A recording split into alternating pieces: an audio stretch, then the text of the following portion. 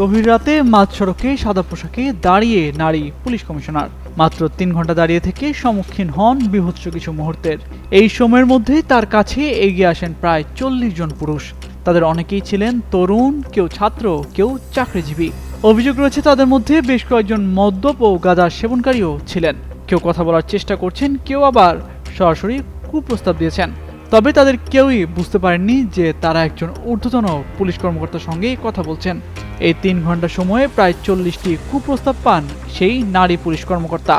বাংলাদেশের প্রথম 5D AI inverter যুক্ত সর্বোচ্চ বিদ্যুৎ সাশ্রয়ী যমুনা এয়ার কন্ডিশনার।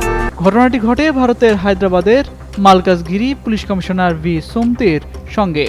ভারতীয় সংবাদ মাধ্যমের প্রতিবেদন অনুযায়ী কোনো পুলিশি নিরাপত্তা বা পরিচয় ছাড়াই রাত ১২টা ৩০ থেকে ভোর ৩টা ৩০ পর্যন্ত একটি বাস স্ট্যান্ডে একাই দাঁড়িয়েছিলেন এই নারী আইপিএস কর্মকর্তা।